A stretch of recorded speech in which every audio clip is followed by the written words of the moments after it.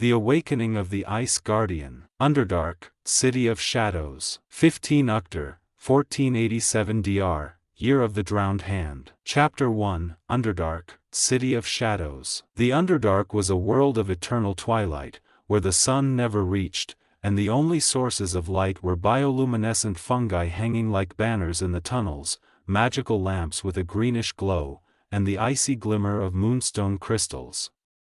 The air was damp, saturated with the scent of mildew, rust, and something older, as if the very stones remembered times before the fall. The shadows here lived their own lives, crawling along the walls like living creatures, twisting into corners and whispering secrets to those who dared to listen. The City of Shadows was a labyrinth of narrow streets carved over centuries, steep stairways leading nowhere, and buildings hewn from solid rock or built from black wood that seemed to absorb light. The houses piled atop one another like bones in a tomb, forming a chaotic tangle of terraces, bridges with bone railings, and hidden passages. At the main square stood a statue of Lolth, her octopus-like eyes tracking every movement, watching anyone who dared to look up. Market stalls were filled with forbidden goods, poisons in crystal vials that chimed like bells, enchanted amulets with scorched runes, and freshly hunted creatures from the lower levels of the Underdark, their skins still twitching in agony. The Drow moved with serpentine grace and soulless confidence, their alabaster faces often hidden behind ivory masks or hoods embroidered with silver. Warriors in black adamantine armor, their blades tipped with venom, patrolled the streets, while mages in spider silk robes whispered spells in the shadows. Slaves, mostly humans and gnomes, worked in silence, their eyes filled with mute screams and resignation. 3 Drow conversed in the shadow of a gate, their voices hissing like wine through the cracks. The Mother has commanded. House Zalthur must vanish before dawn, said the first, a tall warrior with a scar across his eye resembling a claw mark. Their mages are like children playing with fire. They will burn, smirked the second, a slender woman with runes tattooed on her hands, her teeth as sharp as daggers. Let their blood be the last offering to the Spider Queen. None of them will survive this night, added the third, a young priest with Loltha's symbol on his chest, stroking a knife at his side. Suddenly, the silence was shattered, the gates of House Zalthur exploded, and armed attackers poured through the breach. Warriors from House Enaelthrax charged the guards, their blades flashing like lightning in the gloom. Mages from House Zovr hurled spells, the walls frosting over with ice that cracked like glass, the air vibrating with skin-rending energy. House Zalthur fought desperately, but the numerical advantage was overwhelming. The street battle was a miniature hell. Swords clanged against armor like funeral bells, arrows whistled through throats, and the screams of the wounded mixed with the commander's orders. One of the defenders, a young warrior with eyes wide in terror, tried to hold back the attackers but was impaled through the stomach by a spear, blood sprayed onto the walls. His scream was cut short as the blade slit his throat. The attacked house was massacred. The halls were flooded with blood, flowing across the floors like rivers, the ground littered with bodies frozen in terror. The Zalthur mages cast their last spells, but one by one, they fell, their eyes burned away by shadow poison, black tears streaming down their cheeks. Women and children tried to flee through the back passages, but many were captured, their cries lost in the chaos of battle. Some escaped in different directions. A group of young warriors and mages fought their way through side alleys, their breaths as rapid as hunted animals. The tunnels. That's our only chance, shouted a girl with a burned arm. They ran down a narrow corridor, but suddenly, more attackers emerged from the shadows, an ambush. The fight was brief but brutal. One of the escapees hurled a fireball, blinding the enemies, their skin cracking like parchment. A young warrior stabbed one attacker through the heart but was wounded in the side, blood trickled down his leg. Explosions shook the city. It was the saboteurs of Zalthur, their final act of revenge. Houses burned, and the sky lit up with magical blasts. The group reached a tunnel. Suddenly, a crash echoed behind them, the walls collapsed, cutting off their retreat. 2 Drow emerged from the house that had attacked Zalthur. The priest of Lolth raised a hand and uttered a word of power. The young archmage, who had tried to escape, fell to his knees, his eyes darkening. "Let this be a warning to all who dare defy the will of the Mother," said the priest, snapping his spine with a single motion. Chapter 2, Guardians of Eternity. Centuries of battle passed like fever dreams. Every fight, every clash, every duel, all blurred into one endless dance of death. Gareth, who had long ceased to be an ordinary mortal, now moved across battlefields like a spectral dancer, his twin blades tracing icy hieroglyphs in the air. Each strike left behind a luminous trail, fading like snowflakes. His eternal companion stood by his side, equally indestructible, equally cursed with the blessing of immortality. Lyra Moonwhisper. Her movements were smoother than a stream. The daggers in her hands sliced through reality like hot iron through silk. Her eyes, once full of feline curiosity, now glowed with a phosphorescent green, like moonlight reflected in a poisoned swamp. When she moved, she seemed to vanish for a fraction of a second, only to reappear elsewhere. Dane Thalgrimson. His hammer, Thunderlord, once shattered skulls like nuts, now it halted the very fabric of time. Each strike left behind a lattice of ice crystals, spreading like a frost-born plague. His famous beard, once proudly braided, was now coated in eternal frost, and every exhale turned into a cloud of icy dust. Valyra's Stormcloak. The mage, whose lightning once lit the sky, now wove fate like a careful tapestry. His spells did not destroy, they reshaped reality. Every gesture was like a chessmaster's move, and his eyes glowed with the blue light of distant stars, where glimpses of the future could be seen. Elindra Silverhair. Her visions had led them to the Blood Tome. Now she saw through dreams while awake. Her hair, white as snow under a moonlit night, flowed as if alive, though no wind blew. When she spoke, her words echoed in the listeners' minds, as if from another dimension. Finding the Blood Tome was the turning point. The golden light emanating from it filled the space, illuminating every corner of their eternal existence. That light was not warm, it was alien, judging, evaluating. The transformation began immediately. Lyra was the first to reach out, her fingers dissolving in the light like sugar in hot tea. Her last smile was one of sorrow and relief. Dane burst into his characteristic laughter, which froze midair, forming a sculpture of sound suspended in space. Valis nodded with dignity, his eyes dimming like distant stars at dawn. Elindra whispered farewell in a language no one remembered, her voice turning into light. "Your service has ended." The voice of the Blood Tome filled Gareth's mind like water filling a vessel.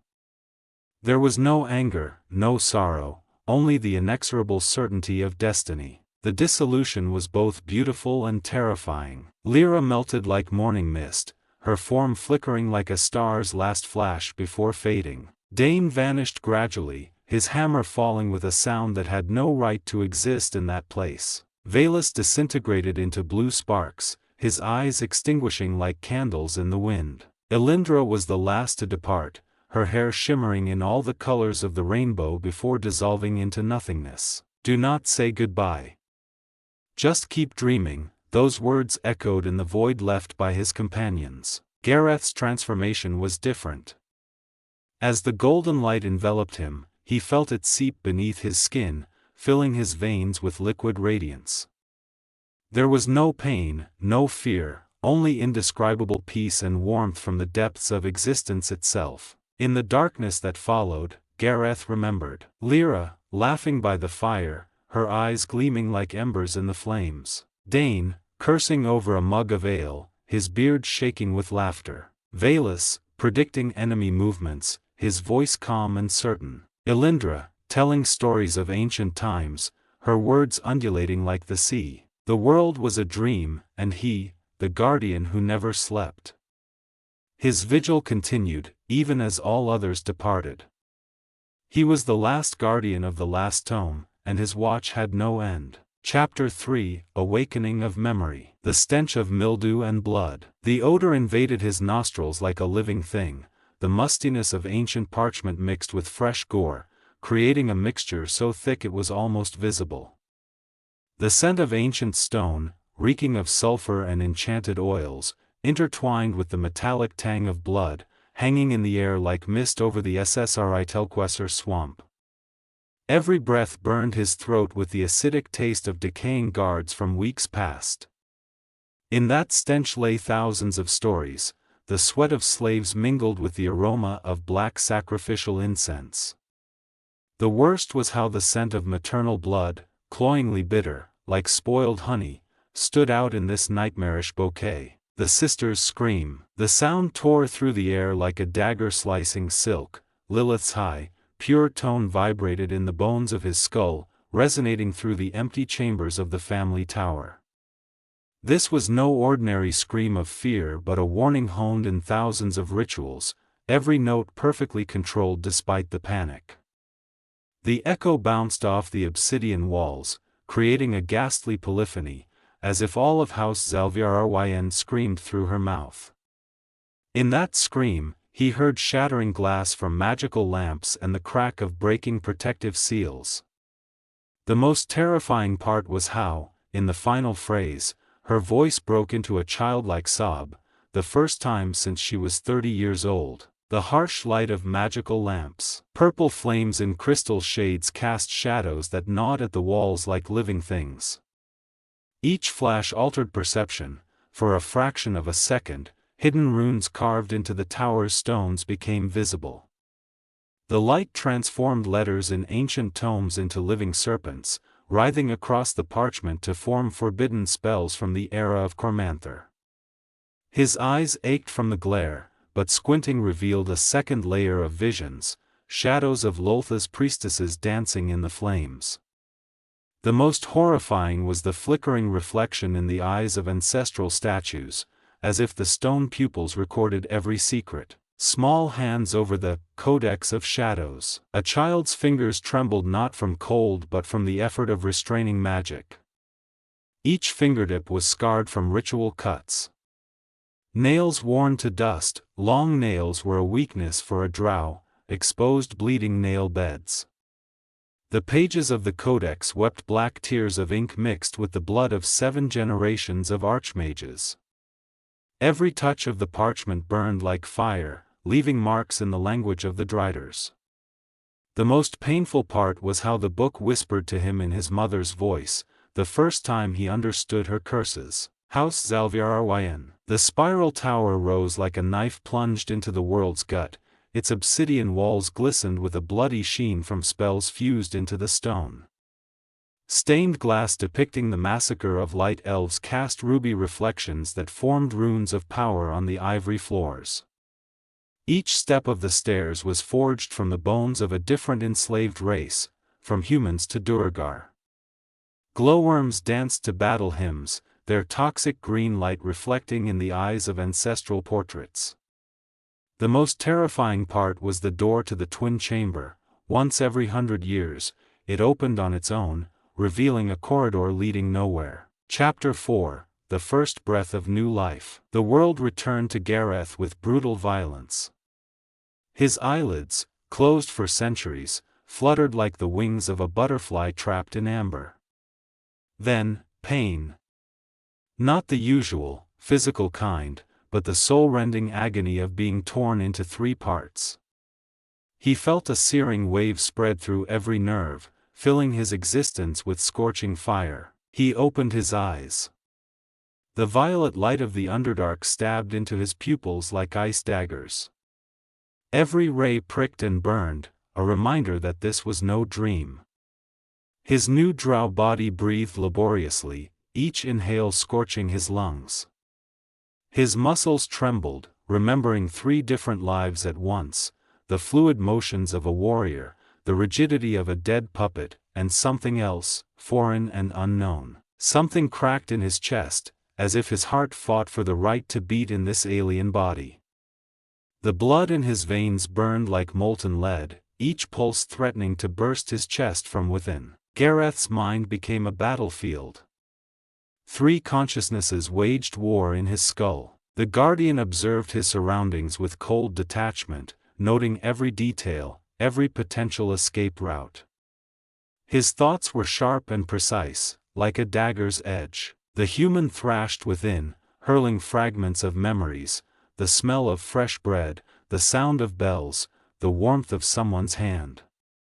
The images shattered before he could grasp them, leaving only the bitter taste of loss. Vrwnth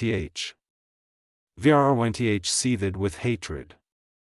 His memory still echoed with the screams of dying kin, his eyes haunted by images of the burning family tower. Every thought was steeped in vengeance. His senses went wild. Gareth lay motionless, absorbing his surroundings. He heard a droplet of water falling somewhere in the tunnels, the rustle of insects crawling over stones. He smelled the musty odor of ancient walls, the metallic tang of blood, and something else, the faintest hint of elven perfume, out of place here. Attempting to move proved a nightmare. When he tried to bend his fingers, they responded with a delay. His muscles trembled, relearning obedience. He pushed himself up on his elbows, but a sudden cramp in his leg sent him crashing back onto the stones. His body was like a foreign machine he couldn't control. He swallowed. Flavors exploded on his tongue, the bitterness of poison, the metallic taste of blood, and something else, the cloying aftertaste of elven wine. How did he know that flavor? Time to act. Gareth slowly, painfully, rose to his feet. His gaze swept the room, noting every detail. His hands checked his resources, empty pockets, no weapons, only torn robes and boots made of leather resembling a human face. He sent out a barely perceptible telepathic pulse. His powers worked, but weakly. To the north, he sensed an escape route. Vrwnth's rage clashed with the Guardian's coldness until they reached a temporary compromise. Gareth stood. His knees shook but held. The first step into his new life. He knew one thing: he was no longer who he had been. And not yet who he would become. But he was no longer weak. Chapter 5, New Body, New Possibilities. Gareth's laughter erupted suddenly in the empty chamber, sounding like the choking gasp of a wounded animal trapped in a snare. Each burst of this unnatural mirth tore at his throat, the pain throbbing where Vrwnth's body merged with his soul. "Let's see," he whispered, his voice alien, as if the words passed through foreign vocal cords. His fingers trembled slightly as he raised a hand before his face. "How does your magic work, Vrwnth? Can I even use it, to heal these damned wounds?" He tried recalling healing spells he'd seen priests use. His new hands, long-fingered and delicate, so unlike the scarred, calloused hands of a warrior, made an uncertain gesture. Nothing happened. Only a migraine struck with double force. "Fuck," he snarled, crushing a damp stone wall with his fist. Blood trickled down his wrist, but even that didn't feel as it should. He attempted a backward roll, a move he'd once performed with closed eyes. His muscles protested violently. He landed on his back, inhaling dust through clenched teeth. His bones creaked in a new, unsettling way. "You're no longer a warrior," he hissed, forcing himself upright.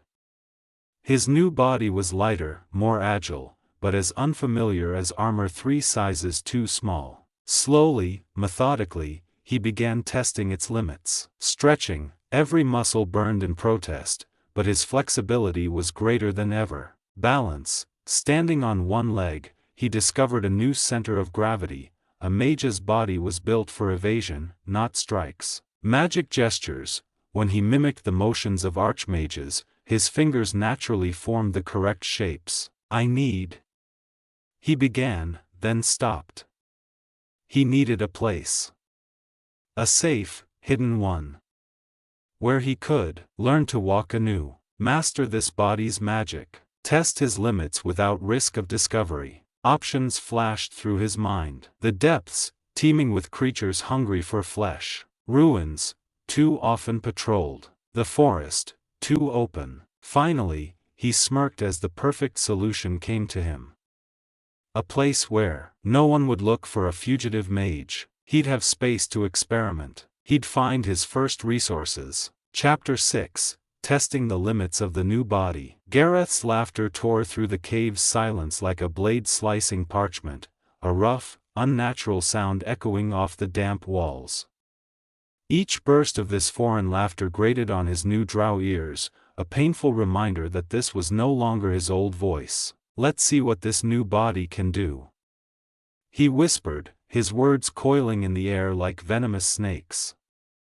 The accent he now spoke with was both alien and eerily familiar, melodic, full of guttural sounds characteristic of dark elves. He closed his eyes, focusing on expanding his awareness. His mind, honed by years of experience, began methodically scanning his surroundings like a spider weaving a web of perception. Sensory range, 10 feet, as clear as if he touched the objects himself. 20 feet, slightly blurred but still readable, like a book by moonlight. 50 feet, the edge of perception, where images dissolved into fog, and a dull ache began pulsing in his temples. When I was human, he mused, the corners of his mouth twitching in a half-smile. 15 feet was my absolute limit, and only on exceptionally good days. And now? 50 feet without effort. I wonder how far this body can take me once I fully master it. Presence of living beings. 3 rats, their quick, tiny hearts beating like dwarven smiths' hammers. A colony of fungi, their semi-conscious existence undulating like the tide. Something larger, on the very edge of perception, lurking and observing from the darkness. Terrain structure. Empty corridors to the north, echoes of footsteps from hours ago still bouncing off the walls. A collapsed tunnel to the east, a fresh landslide, the stones still trembling from the recent fall. A water source deep beneath the floor, crystal clear and cold as ice from the frozen wastes. Concealment. He murmured, and his body immediately reacted, assuming a perfect camouflage stance. His knees bent smoothly, his frame shrinking into the darkest corner of the chamber. To his astonishment, his skin almost changed shade, blending with the surroundings, and his breath became so quiet not even the dust on the floor stirred. This is absurd, he thought, feeling the cold irony of the situation tighten his throat. What else can this body do? How far can I push it? A nightmare from childhood tales flickered through his mind. He remembered those stories whispered by firelight, of Drow emerging from shadows, snatching children in the night, remaining utterly invisible to their victims. Fairy tales to scare naughty children, he'd always thought. No one can become a shadow. And now? Now he had become the very thing children were warned against. His new body allowed him to dissolve into darkness, become part of the night. The bitterness of that irony burned him from within like corrosive poison. And now I am that monster. He tested movements with surgical precision. Steps, utterly silent, like a shadow gliding over stone. Gestures, fluid and precise, his fingers naturally forming complex magical shapes. Reflexes, faster than ever, though his muscles protested with quiet pain. Avoid combat, he repeated like a mantra, suppressing the warrior's pride churning in his chest. This body wasn't ready for open confrontation. Not yet. He touched the wall with his fingertips, and his new, sensitive hands detected imperfections smaller than grains of sand, subtle vibrations passing through the stone, layers of history etched into the rock structure. Magic, he whispered, and his hands began performing intricate gestures on their own. Suddenly, a spark. Tiny, barely visible, but undeniable. Gareth smirked crookedly, feeling for the first time in ages, hope. A week of training. The week passed like a waking dream. Gareth gathered herbs, his fingers instinctively recognized each plant, as if the knowledge was etched into his muscles. Prepared poisons, his hands moved with their own will, mixing ingredients with lethal precision. Cooked, simple but nourishing meals that kept him alive. This knowledge, he muttered, watching his hands prepare a complex elixir on their own. It's one of the gifts I received, before everything changed. He remembered, the knowledge of poisons, herbs, artifacts, was part of the legacy he'd brought into this new life. Step by step, he whispered, dissolving into the tunnel's darkness. Each day brought new discoveries, each exercise revealed new possibilities. Though he wasn't in a hurry, he felt new power growing within him with every moment, like the tide. Chapter 7, Trials of Power, The Long Road to Mastery. The light of bioluminescent fungi seeped through the cracks in the cave, illuminating dusty scrolls and vials of elixirs scattered across the stone floor. Gareth opened his eyes, feeling the weight of 3 weeks of relentless training in his bones. His drow body, though hardier than a human's, still bore the marks of exhaustion, cracked nails, chapped lips, and dark circles under his eyes that even his dark skin couldn't conceal. He rubbed his face with his hands, where magical runes had permanently burned into his skin, forming a pattern resembling a spider's web. Each of these scars had its own story. The longest one came from a failed attempt to merge fire and shadow, the rounded one from an exploding blood dagger. He stood, stretching like a cat after a long nap. The cave, which 3 weeks ago had been nothing but an empty hollow, now resembled the laboratory of a mad mage. Shelves of ivory bone held bottles of liquids ranging from emerald green to poisonous purple. In the corner lay a pile of ruined armor and weapons, casualties of his experiments. But the most striking feature was the wall covered in black scorch marks from spells, where Gareth had carved his progress, dozens of symbols in the Drow language, each marking a newly mastered spell. He approached a stone basin filled with icy water. His reflection stared back at him, violet eyes glowing faintly in the dark like 2 pale moons. How far I've come, he thought, studying the changes in his appearance. Not just physical, something in his gaze was different. Harder. More, Drow-like. The first days of training were a blur, clumsy attempts, uncontrolled bursts of magic, hours spent studying Veinstone's scrolls. Then came the first successes, flames dancing at his command, shadows bending into obedient shapes. The hardest part had been combining destructive magic with precision. He remembered the day he tried to create something new, a spell blending fire and blood magic. The result? An explosion that nearly collapsed half the cave and left him unconscious for 12 hours. But he learned quickly. With each week, his movements grew surer, his spells, more potent. The blood net he created in the second week could immobilize an enemy without killing them. His invisibility now lasted minutes, not seconds. And his healing touch could seal a wound in the blink of an eye. The cost, however, was high. On the last day of the 3rd week, his mind rebelled. The magic began playing tricks on him. He saw shapes in the air, heard whispers in the empty cave. A nosebleed and blood trickling from his ears forced him to pause. 2 days he spent in total darkness, drinking only water, letting his body recover. Now, standing before the wall of his notes, Gareth felt a mix of pride and unease. 23 destructive spells. 14 utility spells. 9 high-level incantations. He knew this was just the beginning. Veinstone's notes mentioned art still beyond his reach. Am I ready to go that far? His fingers unconsciously touched the amulet around his neck, the only thing he'd kept from his former life.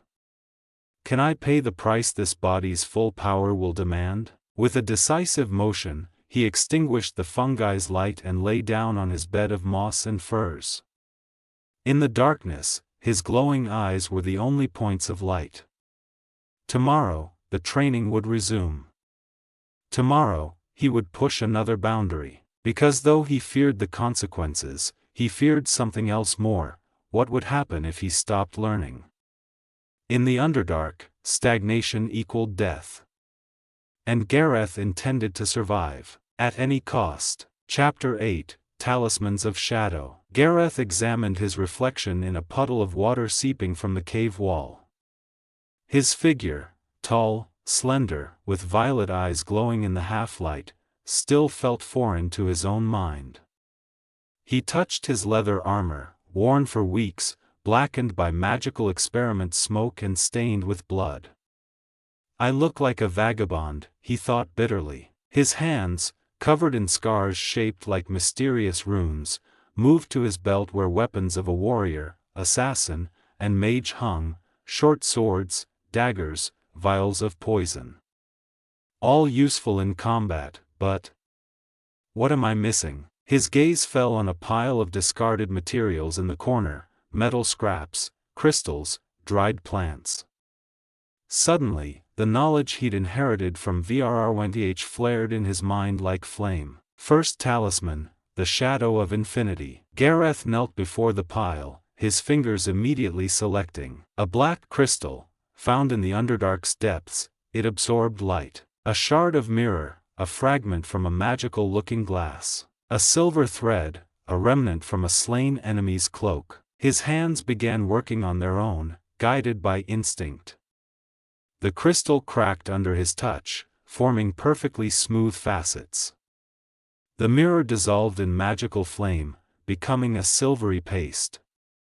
The thread wound around the crystal, weaving intricate patterns. I see it, he whispered as visions of the finished talisman appeared before him. Something to enhance my invisibility. To make me a true ghost. When the last knot was tied, the talisman flashed with dark light and vanished. Gareth felt something cold coil around his neck. Touching his skin, there was nothing. But when he focused, he understood: the talisman had become part of him. Test. Gareth stood and stepped toward the wall. His body grew indistinct, then disappeared completely. Not just visually, even his breath became soundless, his footsteps utterly silent. This is more than invisibility, he marveled. This is becoming shadow itself. Second talisman, the Veinstone. This time, he gathered a piece of red stone, pulsing with faint light. A thorned plant, a poisonous flower he'd collected a week ago. A strand of his own hair, imbued with his magic. The plant dissolved in his hands, forming a sticky, blood-like substance. The stone absorbed it, turning a deep crimson. The hair wrapped around it, forming a network of delicate veins. When complete, Gareth pressed the talisman to his chest. The stone merged into his skin, leaving only a small red dot. Test. When he cut his palm with a dagger, the blood didn't flow, it halted at the wound's edge, forming a thin, pulsating membrane. Moments later, the wound sealed completely. Not just healing, he murmured, but protection. No blood leaves my body without my consent. Third talisman, the spider's eye. The final talisman required a glass marble, leftover from a magical bomb. Spider silk, found in the tunnels. A drop of his blood. The silk enveloped the marble, forming a pupil-like pattern. The blood seeped into the glass, giving it a faint pink hue. When Gareth hung the talisman on a thin chain and held it to his eye, his vision sharpened. He could now see in total darkness, detect magical auras, and even trace paths left by others. Test. He peered into the cave's depths and suddenly saw trails, invisible to normal sight, leading deeper into the tunnels. Trails, his own, left weeks ago. I see the past. He marveled. I see what has passed. Gareth stood in the cave center, adorned with new talismans both beautiful and terrifying in their power. His attire still looked ragged, but now he knew, beneath that worn surface lay power most mages could only dream of. This is only the beginning, he thought, eyeing the remaining materials. With these talismans, I'm more than just a warrior, assassin, or mage. I'm a creator. His violet eyes blazed in the dark as he imagined what else he could craft. Every scrap of metal, every stone, every substance in this cave could become a tool, weapon, or ward. And the world, both within this cave and beyond, had no idea what had just been born in the Underdark's depths. Chapter 9, Final Training, Traces in the Darkness. Gareth leaned against the damp cave wall, his fingers unconsciously tracing the stone's uneven surface. The air smelled of mildew and burnt magic, mixed with the metallic tang of blood. 3 weeks of intense training had left their mark not just on his body but on this place. The walls were scorched with spell marks, the floor littered with crystal shards and dried elixir stains. One last test remains, he thought, running his tongue over cracked lips. His gaze fell on his hands, where magical runes burned into his skin pulsed faintly. But not here. This place has seen everything, remembers everything. And the Guardian's power, that's something else entirely. He moved through the cave, his feet gliding over stones that had become almost familiar. Every step stirred memories. By the north wall, he'd first mastered the blood net. In the southern corner, he'd nearly lost an eye experimenting with shadows. This place was now part of his history, but he needed something new. He stopped before a pile of remaining materials, metal scraps, crystals, dried plants. His fingers reached for the largest crystal, one that gathered light even in this darkness. A map. Came the thought. Not an ordinary one. Something to show me where I've been, and perhaps where I should go. He closed his eyes, letting Vrrwenth's knowledge flow through him. He envisioned the talisman, a crystal pendant on a silver chain, containing all the paths he'd walked. But before he could begin crafting, his senses suddenly sharpened. Something was wrong. Not just in the air, but in the very stone beneath his feet, vibrating faintly, as if something massive moved deeper below. We're not alone, he muttered to himself, his voice barely a whisper, instantly swallowed by the dark. In the distance, a barely audible scraping, as if something dragged itself over stone, but too rhythmically for a rat or insect. The sound was too deliberate, too aware. Gareth pressed against the wall, merging with shadow. He didn't use magic, this was pure instinct, spatial awareness honed through years of battle where every mistake could mean death. His breath slowed, his heart beat so quietly even he could barely hear it. In the darkness, he became an indistinct outline, vanishing from the world's sight like a ghost that never existed. Chapter 10, A New Beginning. The damp air of the Underdark hung heavy like a wet shroud as Gareth stared at his reflection in a stagnant puddle. The water, perpetually seeping from the cave walls, formed a trembling surface that distorted his image, making it even more ghastly. His leather armor, once black as night, now resembled a tattered rag, stained not just with blood but with traces of countless magical experiments. His boots, worn for weeks, had nearly disintegrated, revealing toes covered in scars and abrasions. "I look like a damned specter," flashed through his mind as he touched his gaunt face, where deep shadows under his eyes spoke volumes about the exhaustion of recent weeks. But his appearance wasn't the only problem. Gareth ran a hand over his meager supplies, a few worn daggers whose edges had long lost their shine, a handful of vials with poisons that might have gone stale, and dried herbs that had lost most of their potency.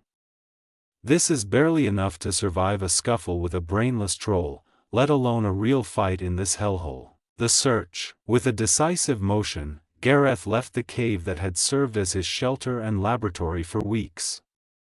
His newly sharpened senses immediately registered traces in the tunnels. There, a Drow patrol had passed recently, evidenced by fresh boot prints in the mud. Further on, some underground creatures had slithered, leaving slimy trails. From one side passage came the smell of mildew mixed with rusty metal. That's where he headed. The chamber he entered turned out to be an abandoned supply depot, likely untouched for decades.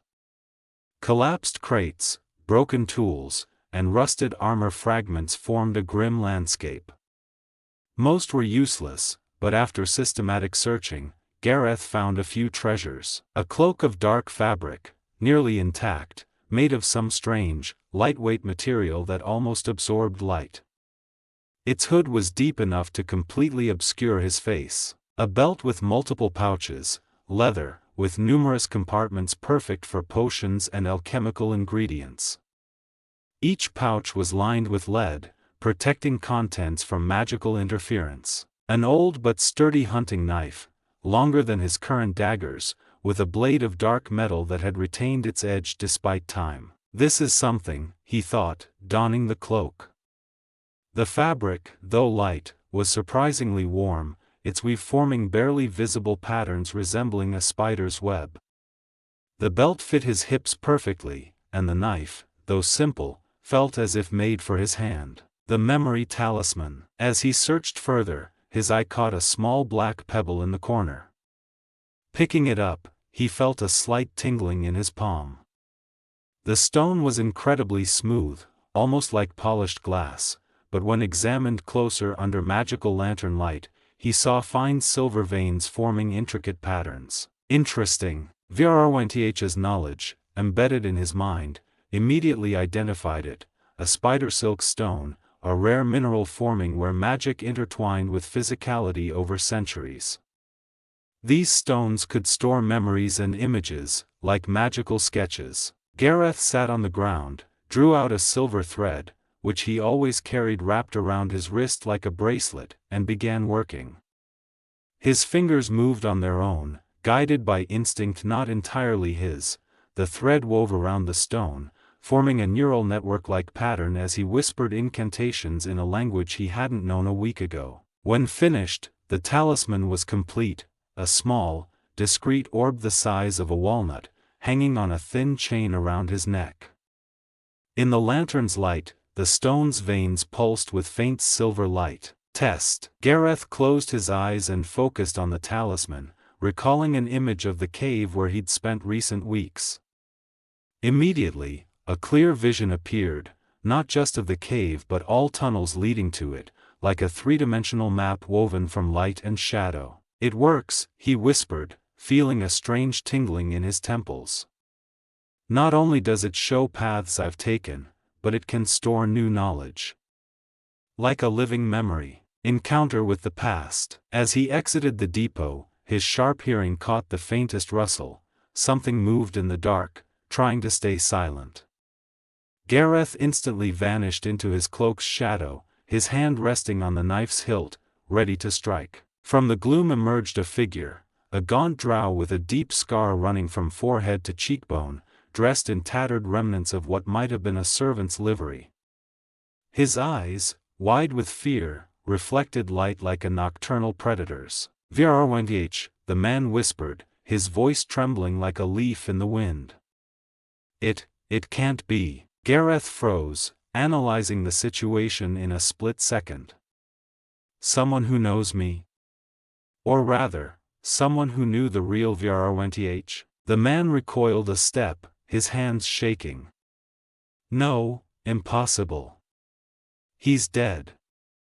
Everyone died, the house fell." Gareth remained silent, letting the silence between them grow more telling than any words. After what felt like an eternity, the drow turned abruptly and fled into the tunnels, his footsteps echoing off the stone walls. Chapter 11, The Path of Destiny. Gareth stood in shadow, merged with darkness like a living part of the night. His violet eyes, adapted to the Underdark's eternal twilight, tracked every twitch of muscle on the unfamiliar Drow's face. Each nervous tick, each tension at the corner of the mouth, each rapid blink, all painted a picture of a man on the brink of exhaustion. This Drow had just fled, calling him by a name that wasn't his. Valyra. Coincidence, he thought, gripping his knife hilt so tightly his knuckles whitened. Not long ago, I considered finding allies, and now fate throws someone who knows this body. Destiny? But whose? Mine? Theirs? Or just another trap in this damned maze? No point speculating. Only one way to find out. Though every instinct screamed this might be a trap, he knew he had to follow this trail. Shadow among shadows, he moved like a ghost, soundless, almost incorporeal. His new cloak, woven from black silkworm threads, absorbed light like an abyss. His bare feet left no prints on the damp stone, as if he floated rather than walked. He trailed the escapee, keeping a safe distance but never losing sight. Every breath, every stumble, every tensed muscle, he read them all like an open book. The Drow ran in zigzags through the tunnels, glancing over his shoulder every few steps as if expecting Valyra to pounce any moment. His breathing was labored, uneven, his steps erratic, his left leg clearly weaker, perhaps an old injury. He fought not just fear but exhaustion. Sweat dripped from his temples, mingling with grime and blood from a shallow forehead scratch. Hunted? Gareth noted details: torn cloak with a house crest he'd seen in the ruins, fresh blood on the wrists, not his own. A glint of metal under rags, a hidden dagger, ready for use. He's not just running from me. He's running from someone else. And has been for a while. Finally, the Drow veered into a narrow tunnel leading to a larger chamber.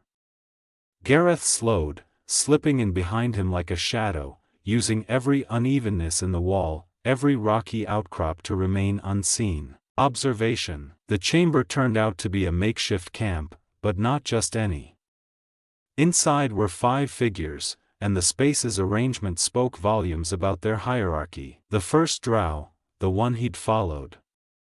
A male around 150 years old, youth for a Drow, with sharp features and scars forming ritual marks. Sat on the highest stone, trembling hands checking if he'd been followed. His eyes, red like all Drow, shone feverishly. Valyra, a female, perhaps 200, tall and muscular, hair in a tight braid. Her eyes gleamed with cold calculation. 7 daggers hung at her hips, each of different design, each clearly for a different purpose. Assassin? Or bounty hunter? Son, the youngest, maybe 120, face scratched with fresh wounds. His outfit, black leather reinforced with obsidian plates, was in better condition than the others, but his eyes were wild, like a trapped animal. He clutched a spider amulet, Loltha's symbol, but held more from habit than faith. Ilvara, a Drow priestess in tattered robes, Loltha's symbol barely visible on her necklace. Her hands were folded as if in prayer, but her gaze held no humility, only cold determination. A fresh scar on her neck, a mark of temple rejection. Tessie, a young gnome, maybe 20 in human years, with short, tangled rust-colored hair and shackle marks on her wrists. Huddled in the darkest corner, watching everyone with the caution of an experienced prisoner. No fear in her eyes, only cold calculation. Gareth pressed against the wall, holding his breath. His mental void acted like a shield, none sensed his presence, though the priestess momentarily looked his way, as if sensing something. "Where were you?" Valyra snarled, grabbing the escapee's arm with bruising force. "We thought you'd been caught. If you betrayed us, I'll slit your throat here and now." "I saw him." The man gasped, voice choked with terror. "Valyra. He's alive." stood before me like a spectre. Silence fell, so thick Gareth almost heard their heartbeats. The young drow paled under his dark skin. The priestess raised a hand as if to cast a spell. Even the gnome in the corner froze. "That's impossible," the young drow finally said, but his voice held no conviction. "I saw him die. Saw his heart stop." The priestess slowly shook her head. "Death in the Underdark is rarely final. If it's truly him, it means someone summoned him back. Or he never died." The gnome suddenly moved. "Or maybe it's an illusion. Bait to draw you out?" All turned to her, as if forgetting she could speak. The warrior woman frowned. "Wise words for a slave." "Former slave," the gnome corrected, rattling broken shackles. "Now I'm the one helping you not die." Chapter 12, Among Strangers. Gareth watched them from hiding, absorbing every detail like a sponge. His drow eyes, adapted to the Underdark's eternal twilight, registered the tiniest nuances: how the gnome held her shackles, as tools, not bonds; how the warrior always ate last, though she was the leader; how the priestess secretly touched her exile scar. "Promising," he noted, seeing how they treated the youngest. "They don't discriminate against the small one, even though she's shackled. Must have been together for months to let her speak up and listen when she does." His fingers tightened on his knife hilt. "Hard to earn their trust, harder still to trust them. But I must try." He decided to proceed cautiously. "I'll reveal myself when the time is right. But first, I need to understand them. What drives them? Survival instinct, or something more?" Observation. For hours, Gareth became a shadow, an invisible witness to their daily struggles. His mental void cloaked him in non-existence, making him undetectable even to the priestess. He tracked every word, every gesture, every exchanged glance. Valyra, the seven-daggered warrior, seemed the unofficial leader. Her decisions went unchallenged, though the priestess sometimes threw her challenging looks.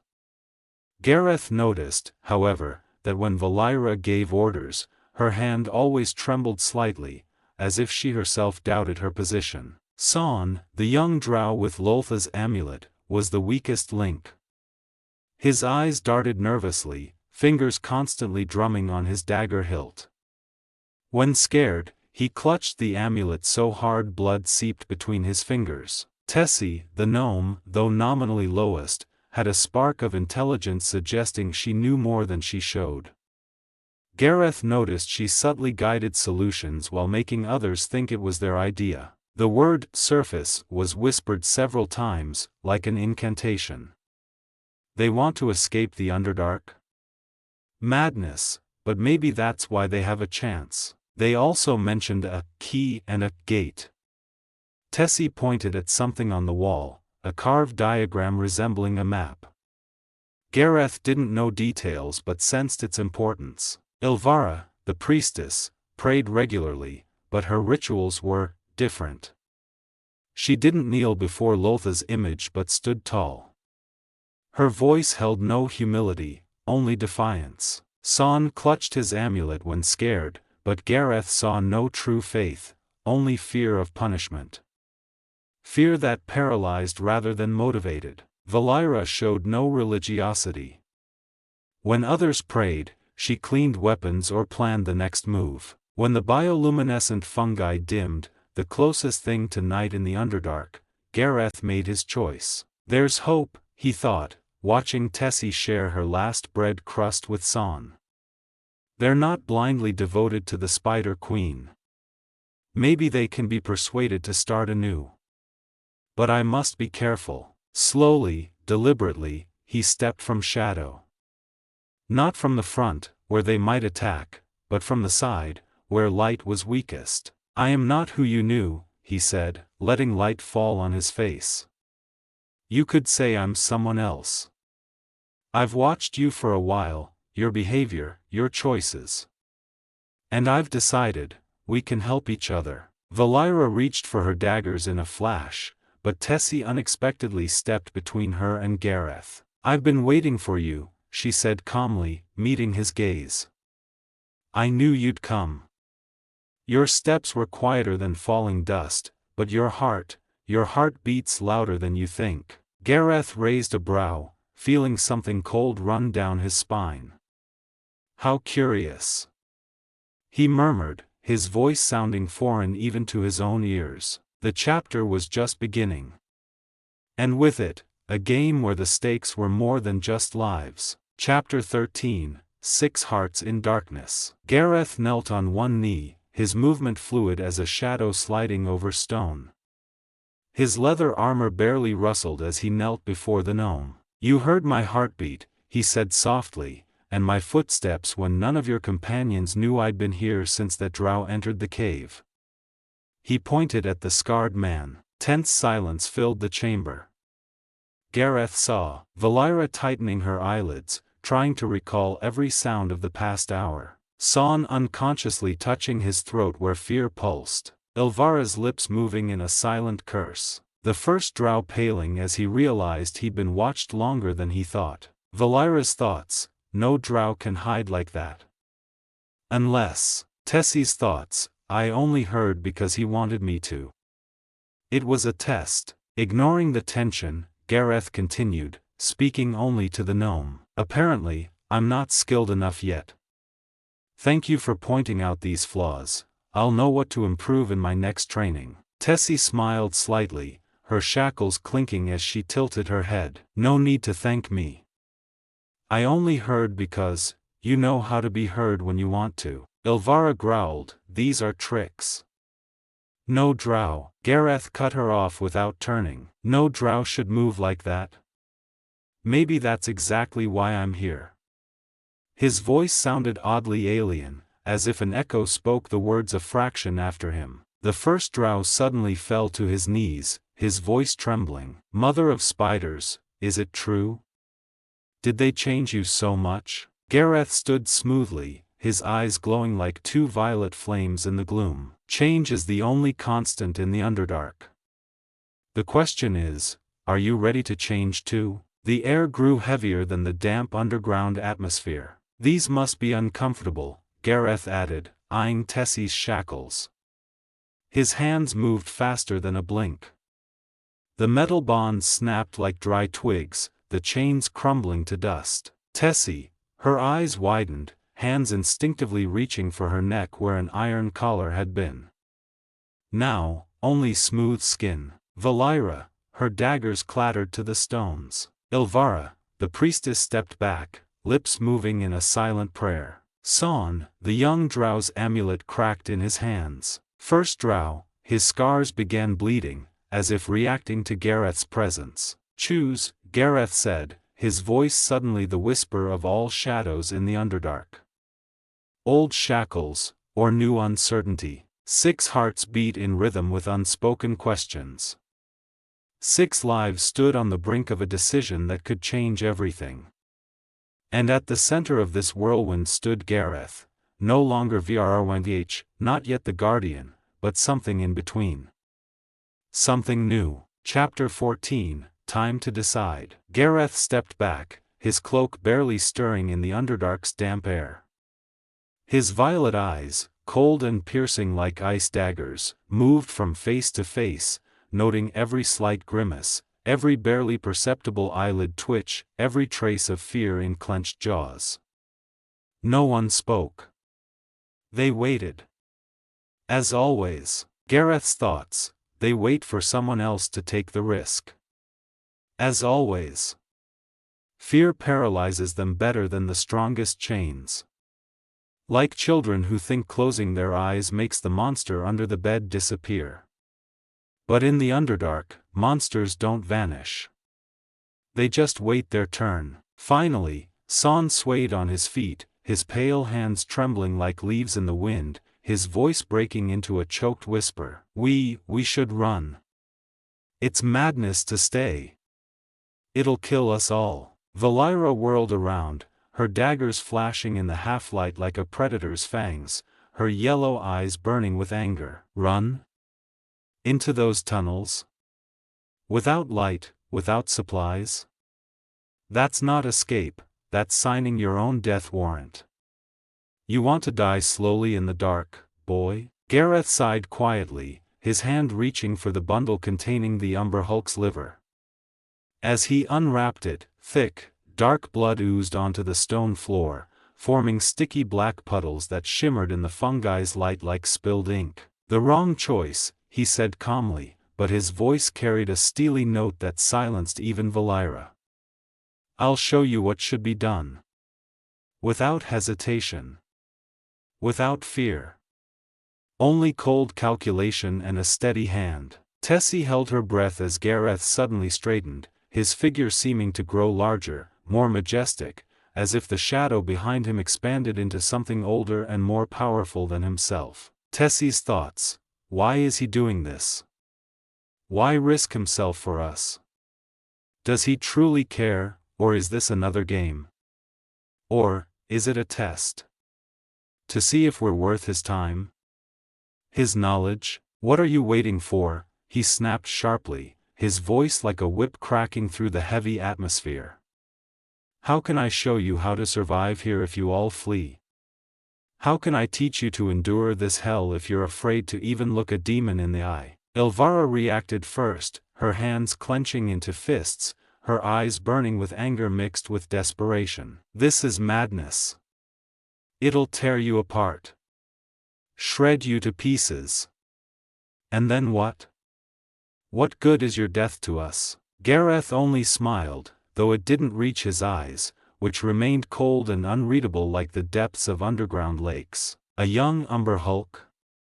He laughed softly, his voice laced with contempt. Kill me? You underestimate me, priestess. You've seen what I can do.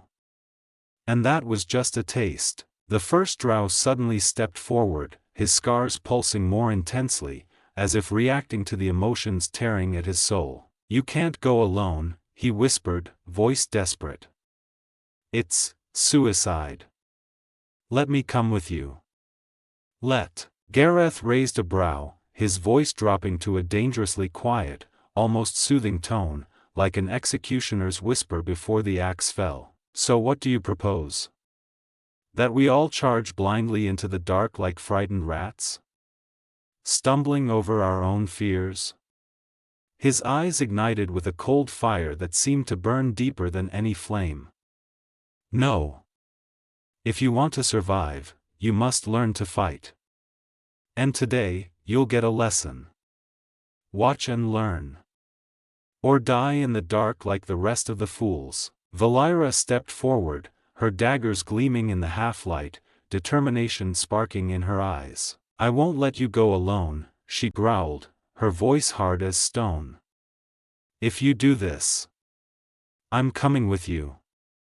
I'm no cowardly child to hide in shadows. Valyra's thoughts: have I gone mad? This is death. But maybe a better death than eternal flight? Maybe better to die fighting than live like a rat hiding in holes. Gareth studied her for a moment, weighing her words, measuring the depth of her resolve. Finally, he nodded, and something resembling respect flickered in his eyes. Fine. But stay behind me. And do exactly as I say. One wrong move, one unnecessary sound, and we'll have 2 corpses to bury. Understood? Tessie suddenly darted forward, her small hands gripping Gareth's arm, fear and determination warring in her wide eyes. Wait, she cried, voice shaking. This makes no sense. There's another way. We can try to bypass it, find another exit. Gareth looked at her, and something unfamiliar softened his icy gaze, a shadow of compassion. Sometimes, little one, he said gently, the only way out is facing the monster. Otherwise, it will haunt you forever. And in the Underdark, monsters have long memories. First Drow's thoughts, he speaks from experience. What has he endured? Who is he really? These aren't Vrrwenth's words. Vrwnh never spoke of fear. Never understood what it meant to fear the dark. Gareth turned and walked into the tunnel, his form merging with shadow as if he'd never existed. Only his voice echoed back to the group, words that sounded like a verdict. If you hear screaming, run the other way. And don't look back. Because if you do, you'll see something you can never forget. Even if you live to be ancient. Chapter 15, The Uninvited Guest. Gareth emerged from shadow so abruptly it seemed the darkness itself had spat him out. His appearance came without warning, no rustle of fabric, no footstep, not even a stir of air. One moment, empty space, the next, he stood before them, his slender form barely visible in the bioluminescent fungi's flickering glow. Tessie reacted first. Her hand instinctively flew to her wrist where shackles had once been, her wide eyes reflecting the fungi's blue light like twin sapphires. In their depths was more than surprise, perhaps a glimmer of hope, or just curiosity toward this enigma. Tessie's thoughts, he did it again. Appears and vanishes like a nightmare. How can we trust him when we don't even know what he is? And yet, when he's here, I feel safer. Why? An uninvited guest is nearby, his voice was hard and precise, like a dagger thrust into wood. A young umber hulk. Not fully grown, but that doesn't make it less dangerous. Underestimating it would be foolish. Valyra stiffened like a drawn bowstring, her fingers instantly tightening around dagger hilts, her cat-like yellow eyes flashing with battle spirit though the corners of her mouth betrayed a faint tremble. A subtle sign of fear she tried to mask with determination. Valyra's thoughts, an umber hulk. Even a juvenile could rip us apart in seconds. But if we flee, where would we go? These tunnels don't forgive mistakes.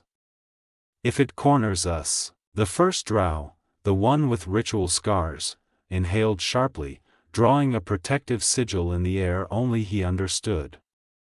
His scars, usually pale and faint, now pulsed visibly, filling with a dark crimson glow. How do you know? He rasped, voice tense. Did you see it? Or, sense it? Gareth didn't answer immediately. His violet eyes, glowing like pale moons in the gloom, swept over them, assessing who was ready to fight and who had already surrendered to fear. When he finally spoke, his words were precise as dagger strikes, leaving no room for doubt. It's in the northeast tunnel. 800 paces from here. Moving slowly but steadily toward us. Maybe it smelled your fear. Or, my presence. These creatures are blind but sense vibrations in the air. And blood. They always smell blood. Elvira suddenly straightened, her black silk robes rustling loudly in the cave's silence, her hands glowing with faint greenish light, a spell ready at her fingertips. Elvira's thoughts, why warn us? Why didn't he flee? What does he truly plan? Another manipulation?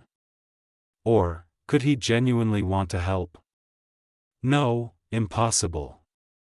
The Underdark knows no selfless acts. Son trembled, his young face beaded with cold sweat, eyes wild like a trapped beast's. Run, he stammered, voice breaking with panic. It's death.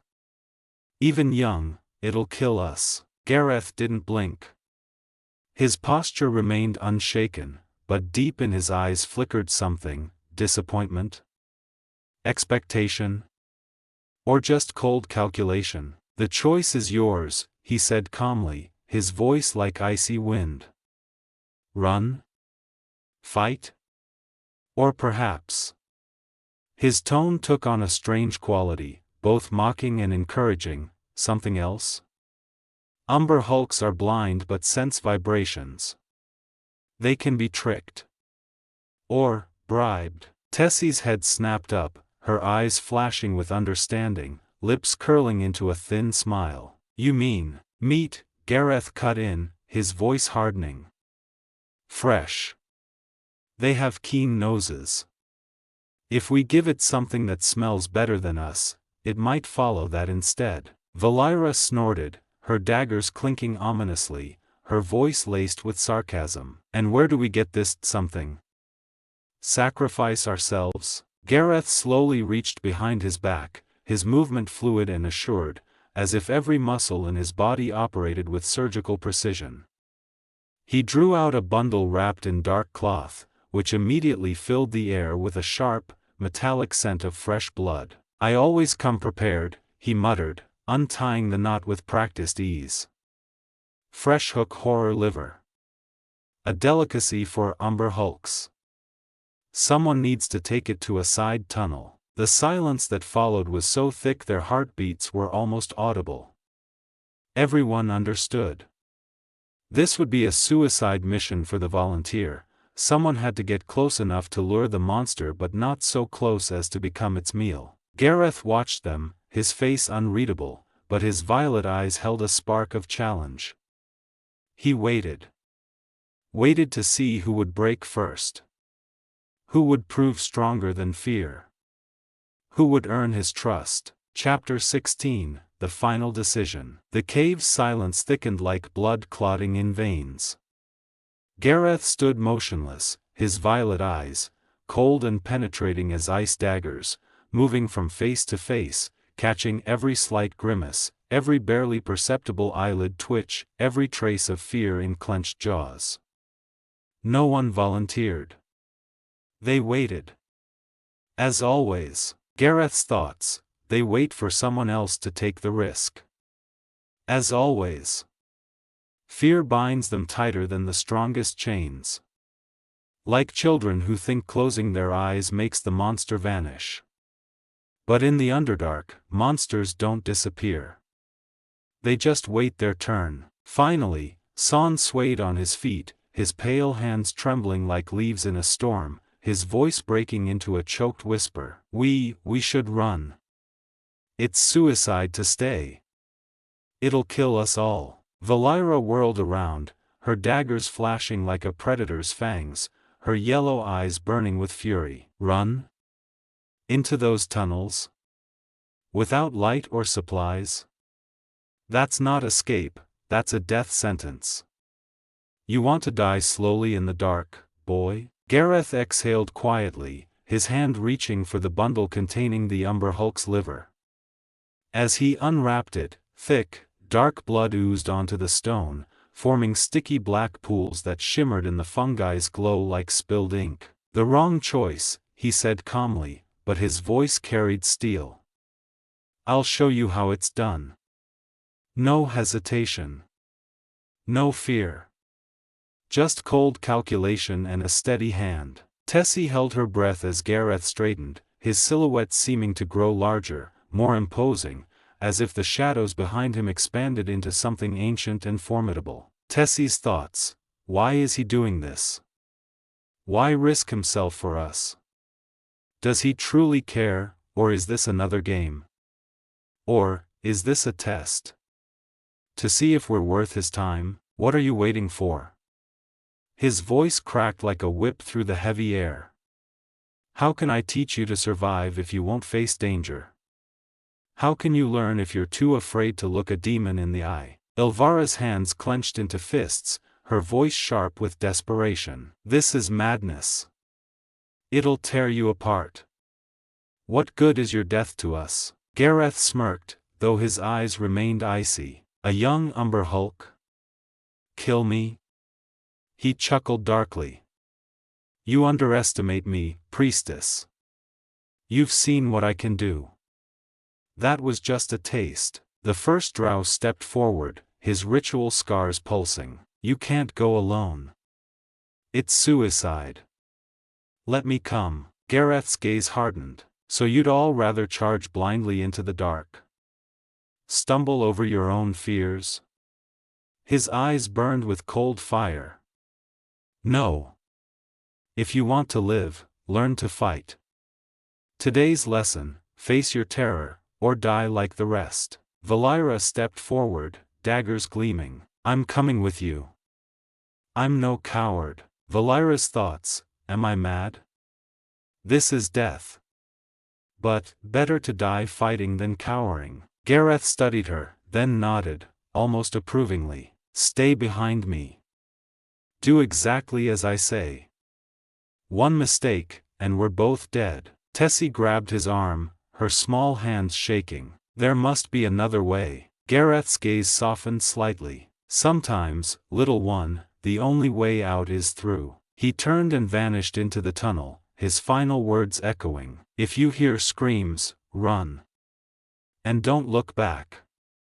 Or you'll see something you can never forget. Chapter 17, The Bloody Lesson. Gareth moved silently, his steps deliberately leaving faint echoes, as if he wanted the group to hear him disappear into the tunnel's darkness. His drow ears, sharper than any human's, picked up every whisper, every gasp, every tremor of fear behind him. Gareth's thoughts: what will you choose? Flight? Fight? Or will you finally understand that in the Underdark, every decision is a choice between death and worse death? He knew they wouldn't hear his screams, if he screamed at all. Every move, every cut, every kill was perfected, silent, precise, like a play where only he knew the script. Back in the main chamber, a tense debate erupted. Shut up. Valyra hissed at Son. If it hears us, you'll die first, and I won't mourn you. He won't return. Son whimpered. No one survives that thing. Have you seen its claws? He will, Tessie whispered, eyes fixed on the tunnel. But whether he returns as ally or enemy, that's the question. The first drow stared into the dark, his scars pulsing. If he survives, he's something far worse than an umber hulk. Something even Loth fears. Gareth moved like a living shadow, his body remembering every motion Vrwnh had known, every assassin's trick of the Underdark. The young umber hulk was close, he felt its vibrations, its rasping breath, drool sizzling on stone from its maw. The battle lasted less than 3 heartbeats. First strike, Gareth slid beneath the creature, his dagger severing tendons in its hind legs, paralyzing it instantly. Second cut, the blade plunged into its throat, slicing windpipe and vocal cords before it could screech. Final touch, a palm pressed to its skull, shadow magic flooding its brain, extinguishing consciousness like a snuffed candle. No scream. No struggle.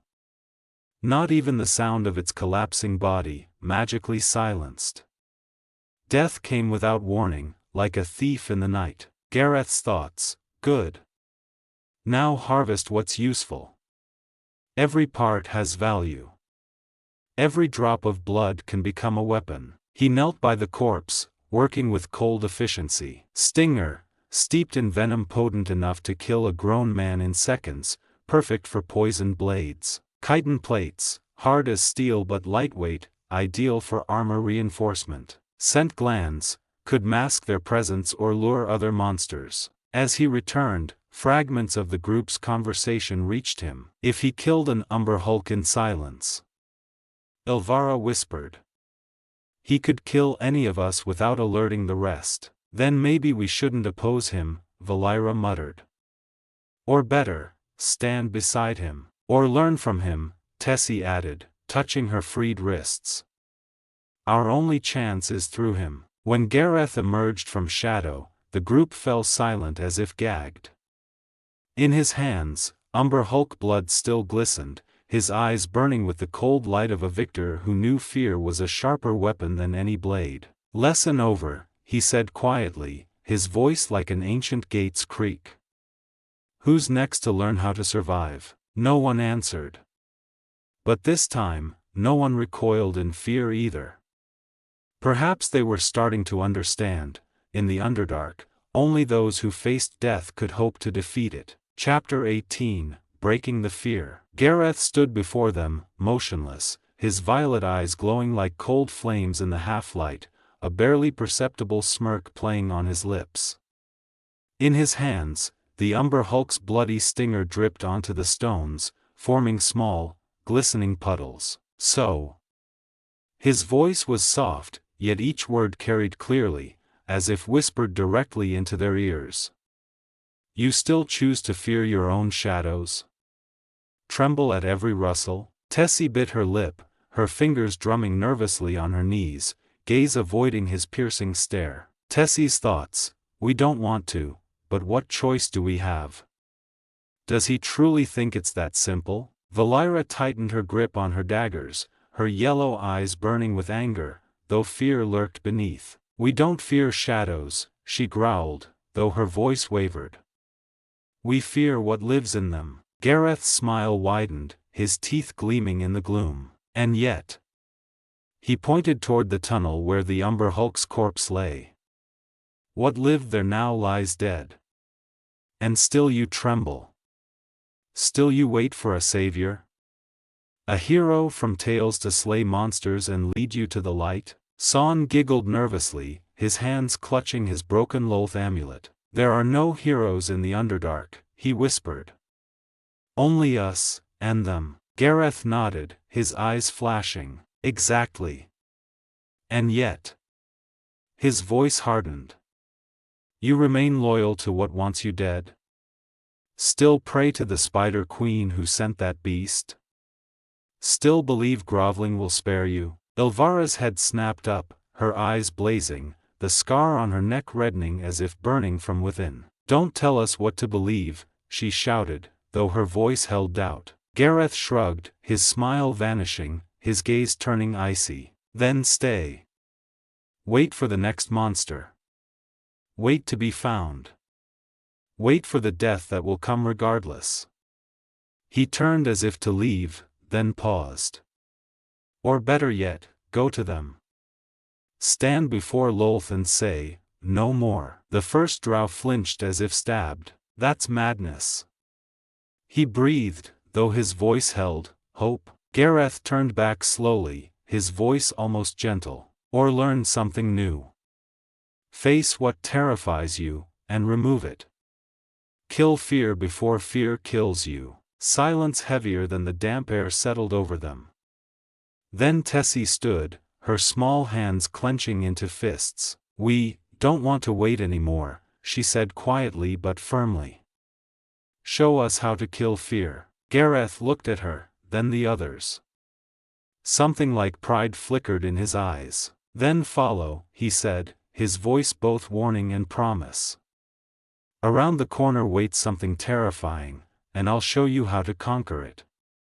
Then, you'll finally stop being victims. Valyra rose first, daggers gleaming. The first Drow followed, then Ilvara, and finally Son, still trembling but with a new glint in his eyes. Perhaps courage? Gareth led them deeper into the tunnels, and for the first time, the group followed without hesitation. Maybe they'd finally understood, the only way out was through fear, or death. Chapter 19, The Master's Sanctum. Gareth guided them through winding tunnels that coiled like the intestines of an ancient beast, deeper into the Underdark's heart. The fungi's glow grew dimmer, the air thicker, saturated with the scent of wet stone and something else, the cloying stench of rot mixed with magic's sharp tang. Gareth's thoughts: are they ready? Will they understand what I show them? I have no choice, they must be prepared. Or they'll die, and I can't waste this second chance. Valyra walked close behind, her grip tight on her daggers, her cat-like eyes scanning every shadow. Where are you taking us? She growled, her voice hard but edged with unease. This isn't the way to the surface. Gareth didn't turn, his reply soft as wine through cracks. The surface? No. I'm taking you where you'll learn to survive. And to survive the Underdark, you must first know its poisons, and its cures. Gareth's sanctum was a small cave lined with wooden shelves holding jars of liquids from poisonous green to deep crimson. The air smelled sharply of herbs, bitter poisons, and sweet dried roots. A stone table, scarred by countless experiments, stood in the corner, above it a small cauldron bubbling with dark liquid. Gareth stood at the center, his glowing violet eyes assessing each of them. First lesson, he said, his tone leaving no room for argument. What surrounds you can kill or cure. Poisonous and medicinal plants often grow side by side. Learn to tell them apart. He lifted 2 plants, one with dark purple leaves covered in fine hairs, the other nearly identical but bright green. This one kills in under a minute, he pointed to the purple. This heals even the deepest wounds. The difference? Smell. Poisonous, like overripe fruit. Medicinal, like fresh-cut grass. Tessie leaned closer, wrinkling her nose at the first, then relaxing at the second. So, everything here is dangerous? She asked, voice mixing awe and dread. Gareth nodded, a spark of approval in his eyes. In the Underdark, even the air can kill you if you don't know how to breathe it. Son stepped back, hands shaking. Why do we need to know this? We just want to escape. Gareth's gaze turned icy. Escape? And if something blocks your path that must be killed or cured? Will you weep and pray for a miracle? Gareth moved to the next lesson, his voice firm. Names. Not just what you're called, but what you're good at. To survive, I must know who stands on the front line, who sneaks, who heals. Valyra straightened, hands resting on her daggers, her voice proud. Valyra. Killer for 10 years. Need no magic to end a fight in seconds. The first Drow inhaled shakily. Nervin. I know, protective magic. Not a warrior, but I can shield us. Tessie smiled slyly. I always find exits. Even where there aren't any. Son hesitated until Gareth's gaze prompted him. Son. I just ran away. Gareth didn't comment, but something like pity flickered in his eyes. Good. Now I know who I'm working with. Gareth set to work, hands moving with practiced ease. He crushed roots in a stone mortar, mixed liquids in glass vials, brewed something in a small cauldron over magical fire. Venom from the umber hulk's stinger, he explained, showing how to separate the lethal substance from its antidote. 1 drop on a blade, and your enemy falls before realizing what happened. Elvira watched with a mix of fear and fascination. How do you know all this? She asked, genuine astonishment in her voice. Gareth didn't answer immediately. Finally, he smiled, but it didn't reach his eyes. I learned. As you must. If you want to live. Tessie stepped closer, her eyes bright in the fungi's glow. Teach us. Everything. Gareth met her gaze, then the others. A cold flame of determination burned in his eyes. Very well. But remember, his voice turned razor sharp, in the Underdark, lessons always have a price. Are you ready to pay it? No one answered. But this time, no one stepped back either. Perhaps they'd finally understood, they had no choice.